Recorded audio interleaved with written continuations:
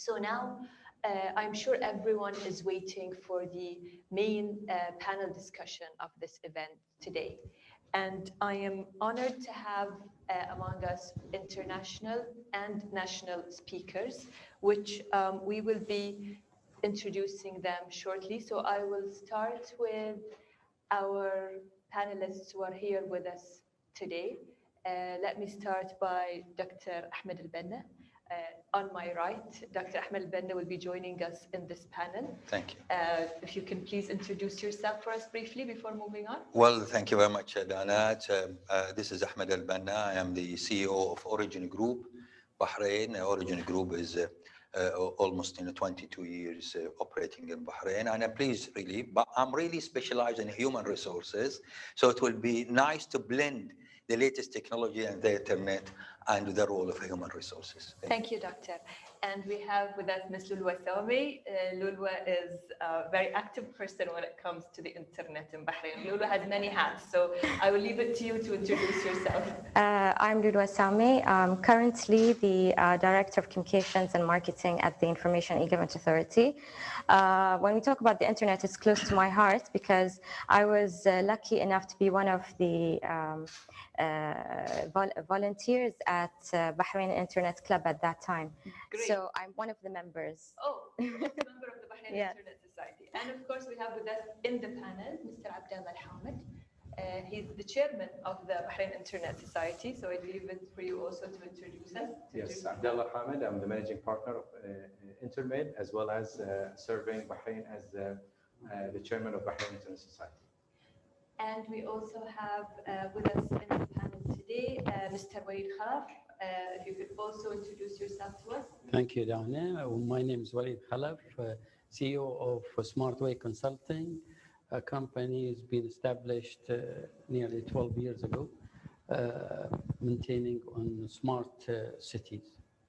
Thank you very much, Dana. Yes, we are in these revolutions, and this is why we say the change is going on, whether we like it or not, and we have to go with this change.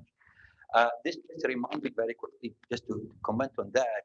In 1980, I was working for Babco. I was just graduated from university, just then, and at that time they said, "Oh, we are going to install PCs." We were wondering, what is a PC? This is 40 years back, personal computers. So they start, fixing the PCs, but at the same time said, "Fine, we need really to train manpower because manpower had to, because there is a change." So this is in fact referring to one of the very good studies conducted by somebody, his name Paul Herman, where he, in fact, in 2012, he conducted a study, and that study reflecting that 64% of the productivity of any organization depends on human resources. 64%. 36% is the logistics, the technology, the finance, etc. So back to the questions, I think, yes, the WEF, the World Economic Forum, has focused on the same question and says that 40% of the workforce have to be reskilled. They have to be reskilling for at least 6 months or less in order to cope with the change and what's going. The pandemic has really increased that sort of challenge on us, that we have really to double moving forward. So yes, we need to enhance the competencies. Competencies of people have to be really sharp. I remember even Sheikh Mohammed bin Rashid, the ruler of Dubai, His Highness, he did mention that what we need in the coming future, we need very much smart people in order to cope with the change, particularly technology, because the top emerging countries are really moving forward. So that means we don't need huge manpower. We need smart, we need slim organization, but sharp people, highly talented, in order to really moving forward. So we have really to focus on the competencies of workforce, particularly the competencies that needed for the years ago. But one of the main things was that I recall being a student, volunteer student at Bahrain iNet Week. It was an anniversary event for the launch of the internet. where I actually met the current colleagues of the NGOs who started Internet Club, Internet Society, and the other other members of the current NGOs in Bahrain. I remember at that time the internet was not very accessible. It was like a luxury. It was accessible. You had a certain desk that was only special to be used for the internet. I also remember that it took like 20 minutes just to download the document or browse something. I was fortunate enough to have the internet when I first entered during my university life, because I couldn't imagine how prior to my university life, how did students continue their education without the internet? I mean, with the internet, we had we researched reports, we gathered data. At that time, prior to this life, the luxury was the university library. So I did see a huge move, and this intrigued me into continuing with the team that actually started the Internet Club, because it was a huge sea of knowledge, and it was very interesting. At the same time, with this interaction, you notice that the world became one village. I used to interact with family and friends who were outside Bahrain. At that time, you had online forums where you discussed one-on-one on online chats, CQ. Now you have the social media. Because of the internet, social media came on board. It changed a lot of things. It changed your whole life. Social media now is part of your daily life. It's part of your businesses. It changed the health sector, the public sector, the entertainment industry. All this thanks to the internet. And one more thing that I could focus on is personally that my career. Personally, internet has assisted in my career in terms that I started off my first job with Betelco because of iNet Week. This was a huge changer in my life personally, because something small from technology transferred your whole existence. It made people's life easier, things easily. This continued my journey to digital banking, and then it continued it to where I am today, which I'm very proud of, which is the Information and E-Government Authority. And back to the question, how do I see it move further? It will not stop. It's a daily change. It brings everybody together, makes everything easier, and I'm hoping to be part of that era further. Inshallah. Thank you. Very inspiring and very informative. Thank you. Shall we move on to you, Abdullah? Sure. I think I'm a person who basically started his life and career formally with the internet. I was so lucky and proud to be part of the internet team who brought the internet to Bahrain, and even to work closely with the first days of connecting, making sure that the connections are. But what really pulled me into this was really the content and the opportunities and the unlimited opportunities that we can do with the internet. And within short time, I found myself moving to the banking sector, seeing that the internet will bring so much into that sector. And I was also having the privilege and later in my career life to be maybe at that time the first director for the e-commerce, regulating, bringing business online at the Ministry of Industry and Commerce. Again, I was so lucky also to be part of the team who established the initiative for bringing the ICT in Bahrain in terms of regulations and standards, and even forming the e-government in Bahrain. So I was so fortunate. I believe that the internet was and will be part of my life. I think it's if somebody say the land of opportunities, I think the internet is the real virtual land of opportunities that I can coin it. And again, we can see now that the future for all the nations is moving towards digital transformation, digital economy, and we've seen clearly, vividly that His Majesty was pushing forward to go for the artificial intelligence and digital economy and knowledge-based economy. And that's really something that we are so proud of it as Bahrainis to move forward in that direction. Again, His Highness Crown Prince is pushing forward for that direction, that we have to pay attention to all possible sources of advancement into the technology. So I'm so happy, fortunate to be in Bahrain. Great, Abdullah. Thank you. Last but not least, Walid Khalaf from SmartWay Consulting.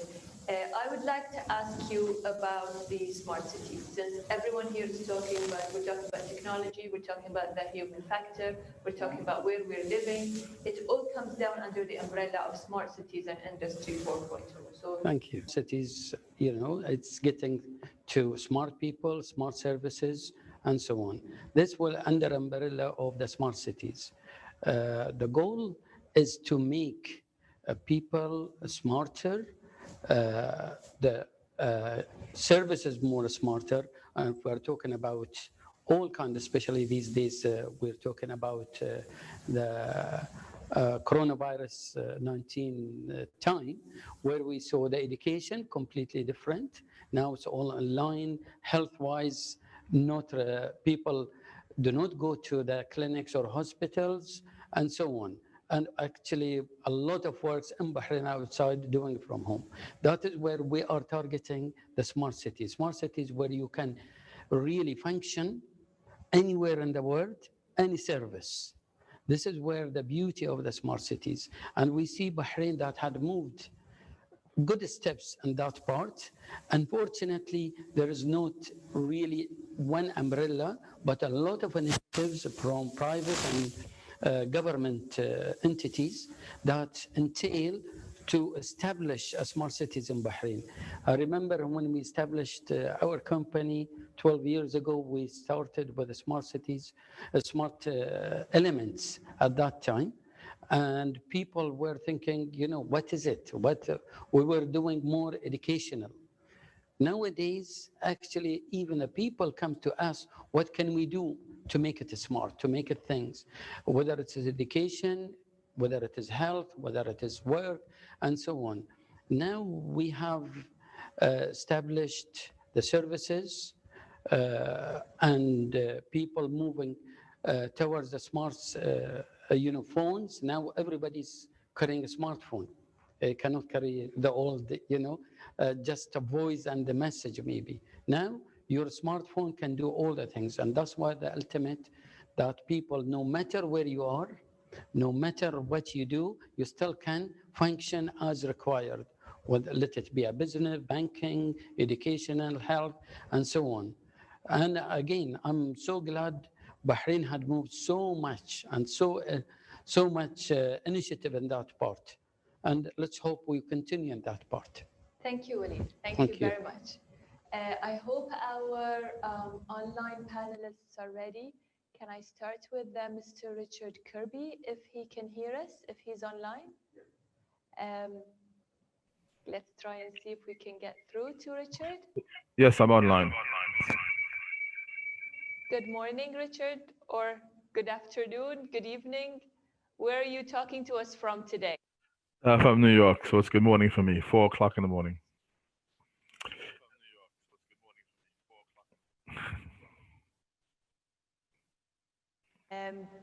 I'm sure you were following what my panelists have been saying here in Bahrain regarding the impact of Industry 4.0 in present and the past.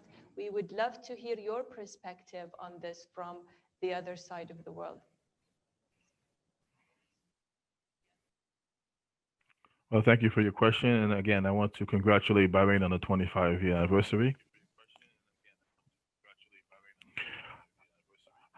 I think it's great to look at the past 25 years. But when we look at the future, I think one issue that actually, there'd be two issues that we actually look at. One is, how do governments respond to future crises?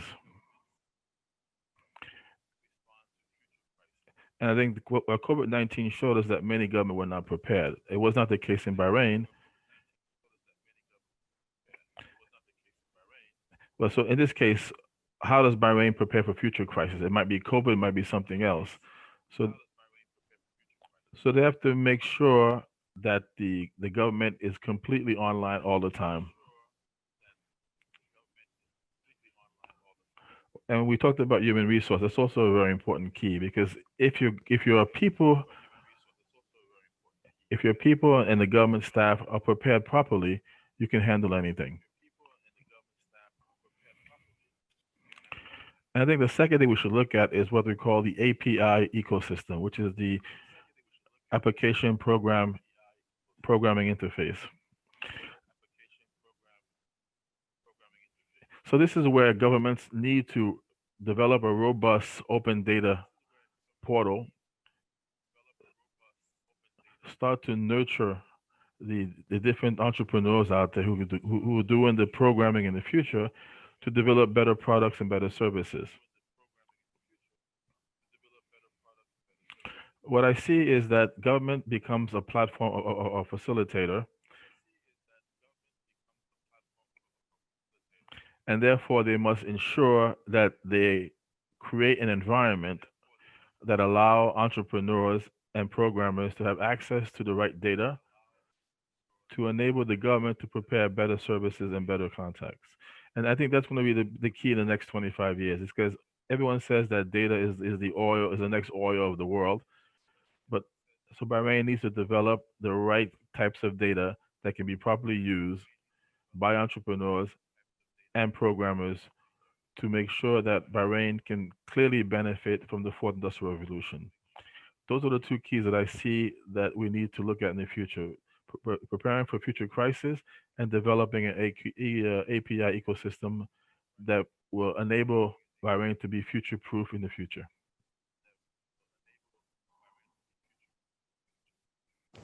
Thank you very much, Richard. That was indeed very insightful about developing future-proof and the API environment in Bahrain. Now I would like to move to our other international speaker, joining us from the UK, if I'm not mistaken, Mr. Mohammed Farmer from the British Institute of Technology. Good morning, Mohammed. Can you hear us? Good morning to you all. Yes, I can hear you. Sorry, there was some timing issues, but I thought it was 11 UK, but then I realized when I got the email, it's 11 Bahrain. So yeah, it's very good morning to you.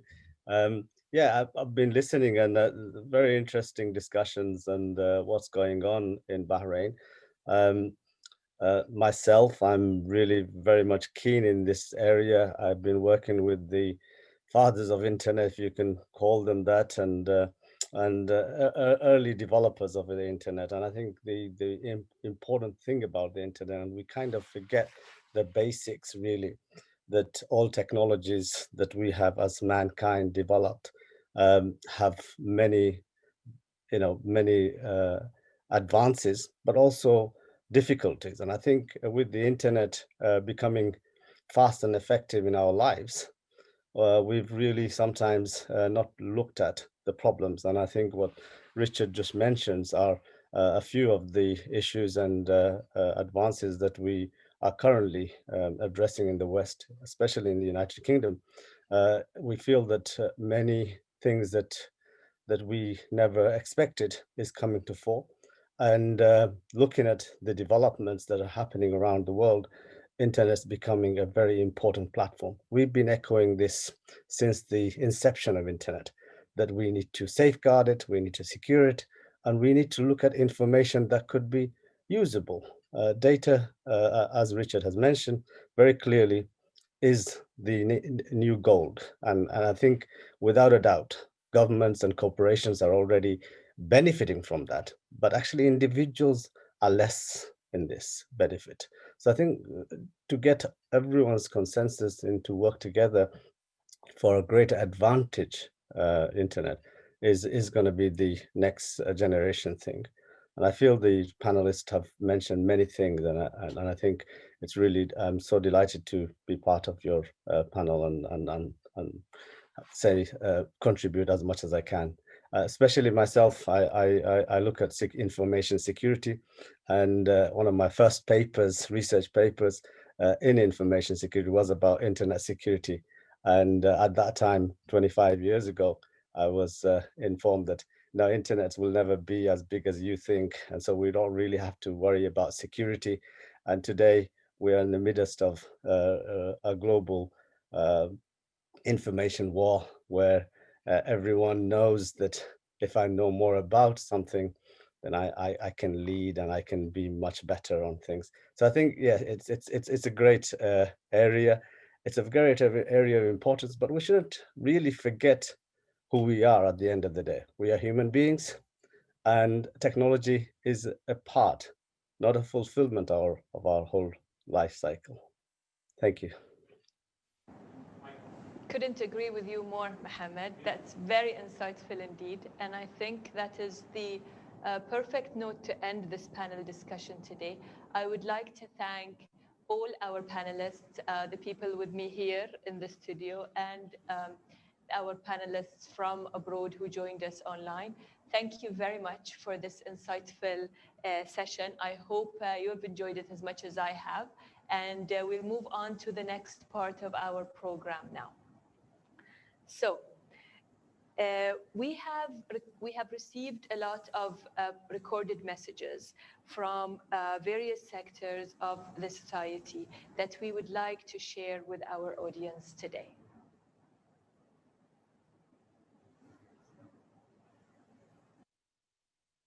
The world is changing, whether we like it or not. And the top emerging technologies are really playing major part and taking major part in such change.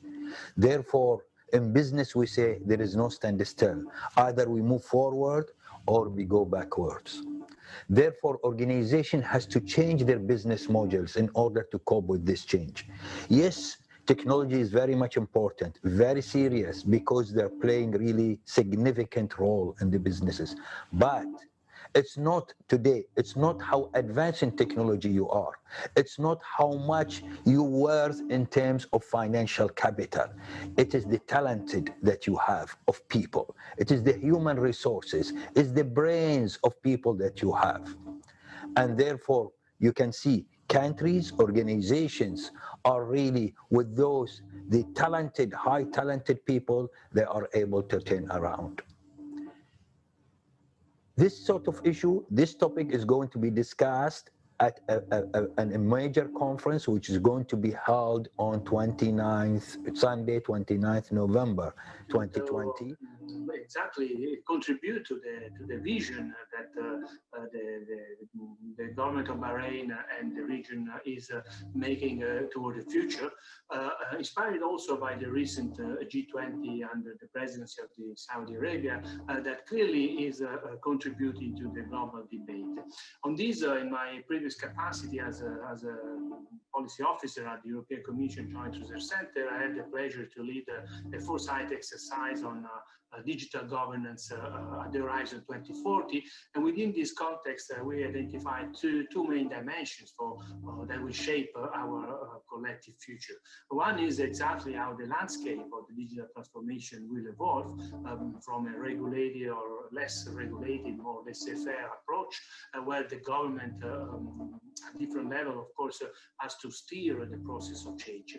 But also on the other side, how the citizens will actually embrace and engage within the digital transformation, becoming more or less empowered and involved in this process.